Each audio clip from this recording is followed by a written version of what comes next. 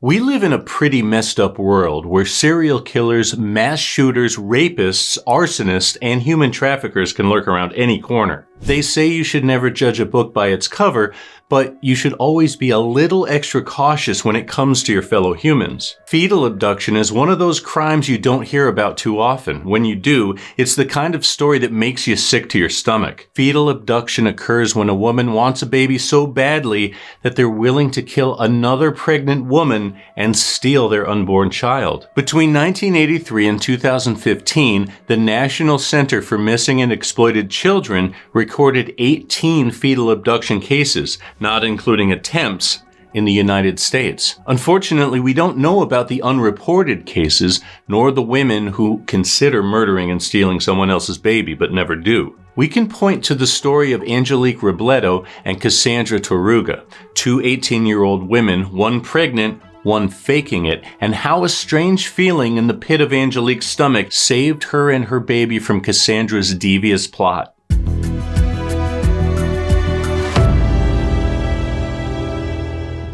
Thanks for watching True Crime Recaps. I'm Chris. This story takes place in Maricopa, Arizona. Kassandra was the new girl in town, and Angelique welcomed her with open arms. They were both pregnant seniors in high school and can lean on each other to make it through their journey. A mutual friend introduced the two around Christmas time. Angelique was 7 months pregnant and Kassandra was 3. They spent the day Christmas shopping, building out their baby registries, and getting to know each other. There wasn't a red flag in sight. Well, other than the fact that Kassandra didn't look pregnant. Angelique chalked it up to early pregnancy. After all, nobody knew she was pregnant until 5 or 6 months in. According to WebMD, most women start showing during their second trimester, between 16 and 20 weeks. Kassandra was only 12 weeks. She quickly integrated herself into Angelique's friend group. She'd show up at parties, though she'd never smoke or drink, and got to know everybody in their teeny community. But Kassandra was the new girl, meaning she had to come from somewhere, right? Who was her baby daddy? Was he still in the picture? She had recently moved to town from Mesa, Arizona, about 40 minutes north of Maricopa. She told everyone she had a boyfriend named Edwin, a guy she'd known since she was a kid, but nobody ever met this Edwin fellow, which, looking back, was probably the first major red flag. Angelique had a baby shower in February 2011 and thought it was a good time to hang out with Kassandra again. They hadn't seen each other in person since their shopping spree in December, but Kassandra said she couldn't make it to the party. However, she did go out and buy some baby gifts for Angelique. Kassandra insisted that she come over to her house and get the gifts, but at 9 months pregnant, Angelique had very little motivation to go anywhere. If Kassandra wanted to give her those gifts, she'd have to come to her. On February 16, 2011, Angelique invited Kassandra over to hang out. She got dropped off with a large black baby bag, and the two girls sat on the couch watching Teen Mom. But Kassandra kept leaving the room to take phone calls. When she returned after one of these conversations, she seemed overly interested in cesarean sections. Angelique's mom jumped in. She had a C-section for one of her 3 children and could tell the girls all about it. Kassandra asked all kinds of specific questions like where they cut, how they cut, and how deep they cut. She asked what happens if the baby starts choking or if the baby stops breathing. Looking back on it, Angelique realizes they were actually giving her a quick C-section for dummies lesson. Kassandra said she was about 6 months pregnant, but Angelique was starting to wonder why she still wasn't showing. And she couldn't shake this paranoid feeling. Were the pregnancy hormones making her crazy, or was something else going on? She grew annoyed when Kassandra kept asking her to go on a walk in the park. It's hot in Maricopa, even in February. She's 9 months pregnant and in no rush to have that baby. Angelique was also very religious about her naps and usually took one after lunchtime. She began yawning, hoping she would take the hint and leave. She didn't. Instead, she insisted that her sister wasn't home and she didn't have a house key. She didn't have anywhere to go. Now Angelique felt bad, so they kicked back on the couch and watched more Teen Mom. It cooled outside as the late afternoon set in. Angelique's mom said she was taking the boys to football practice and asked if the girls wanted to come and take that walk. But now, all of a sudden, Kassandra didn't want to go.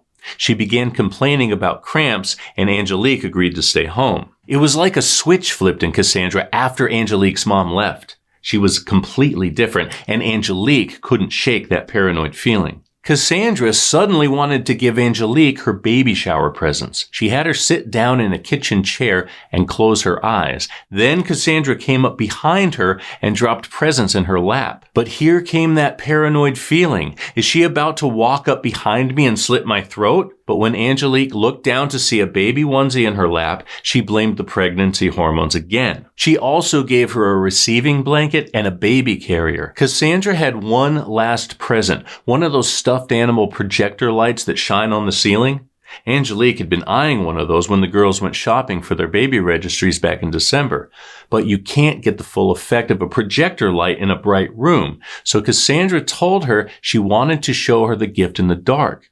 So both girls went into Angelique's bedroom and turned off the lights. Kassandra told her to turn around and close her eyes, which was strange because it was already dark. Suddenly, these strange thoughts popped into her head. She asked herself, what would you do if she stabbed you right now? She kept fighting back and forth with herself. Stop, you're being crazy. But actually, how would you defend yourself if she knifed you? Angelique sat down on her bed and Kassandra climbed up behind her. She rummaged through her black baby bag for the supposed gift, and Angelique punched her mom's phone number into her flip phone and held it close to her chest. She couldn't shake the paranoid feeling something terrible was about to happen. Kassandra put her hand on Angelique's shoulder and asked, "Are you ready?"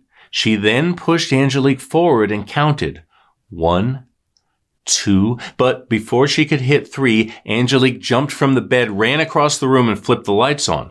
Kassandra looked startled, but she tried to act like nothing was wrong. Things reached peak awkwardness at this point. Angelique was convinced this girl was trying to kill her. But what if she made some wild accusation and ended up being wrong? What were the kids in school going to say? She was just trying to give you a present and you accused her of attempted murder? So Angelique walked into the kitchen and started painting her nails while Kassandra went to the bathroom. But when Kassandra came back, her pants were covered in water. She said her water just broke and asked if Angelique would go with her to the hospital. Angelique said yes, she just has to call her mom and let her know. But something about that made Kassandra uncomfortable. She backtracked, saying she doesn't think her water broke anymore and that she accidentally peed herself. Angelique felt bad. She had multiple experiences with false alarms herself. She told Kassandra to go to her bedroom and try on some clothes. Back in the bedroom, Angelique lit a teeny teacup candle, and people still ask her why she lit the candle, but she doesn't have a good answer. She just liked candles and figured this was a good time to light one. Kassandra picked out a dress she liked, and Angelique left the room to give her some privacy. When she came back in, she smelled something strange, like something was burning. She discovered the candle was out, which was strange because she just lit a new one. So she throws it away and lights another to see what happens. Then Kassandra practically kicked her out of the room, saying she wanted to try on another dress. The paranoid voice came back into Angelique's head, only this time it told her that Kassandra was trying to burn her house down. She could see the girl's shadow pacing back and forth under the door. Something wasn't right. The voice in Angelique's head won, and she barged into the room as soon as Kassandra cracked the door. The candle was out again, and Angelique asked why. The fan wasn't on, the windows weren't open, and the smoky smell was more intense than ever. Sure enough, she opened her closet to find her entire wardrobe on fire. She didn't think to call 911 at first. Instead, she redialed the last number that called her, a friend who lived a few houses down. He answered and she screamed, "My house is on fire, call 911. Instead of running out of the house, Angelique ran back and forth between the kitchen sink and the bedroom trying to put the fire out. Meanwhile, she couldn't see what Kassandra was doing, but she didn't think she was trying to help. As the place filled with smoke, she could hardly breathe. Finally, the two of them raced out of the house. The neighbors were outside, and Angelique could hear the approaching sirens. For some reason, Kassandra ran away. A sigh of relief for Angelique. Word vomit spilled from her mouth as she told a friend what happened, how she thought Kassandra was trying to kill her and set her house on fire, but he looked at her like she had 3 heads and warned her to keep those kinds of thoughts to herself. He made her feel like she was crazy. Then, right on cue, Kassandra came back when the paramedics arrived. But the story she told the emergency workers was a little different. Her address, her phone number, how pregnant she was, it was all slightly off than the story she told everyone else. Angelique needed proof that her paranoia wasn't just in her head. The paramedics came inside saying Kassandra wanted her stuff so she could go to the hospital. Angelique grabbed the black baby bag and extended it to them, but pulled it back at the last second.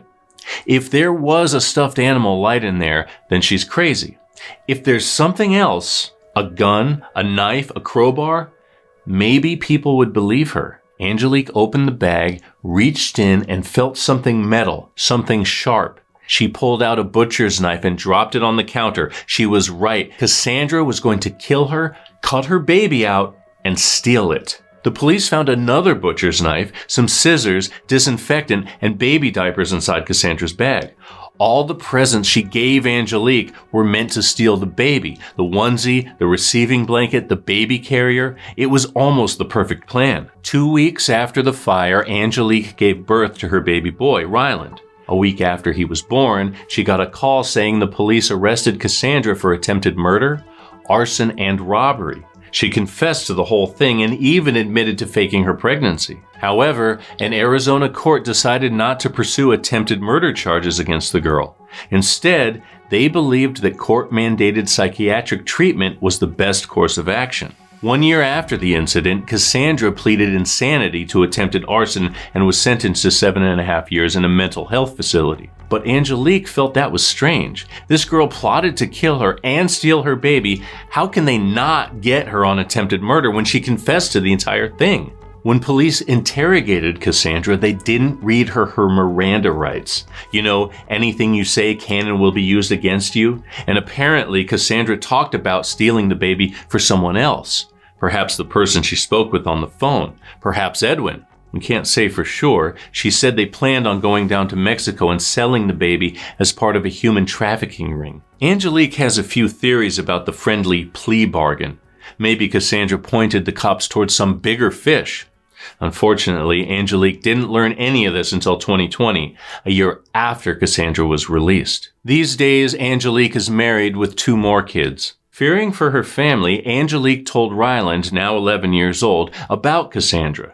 She showed him a picture, and he wrapped his arms around her and said, "You're so brave, Mom."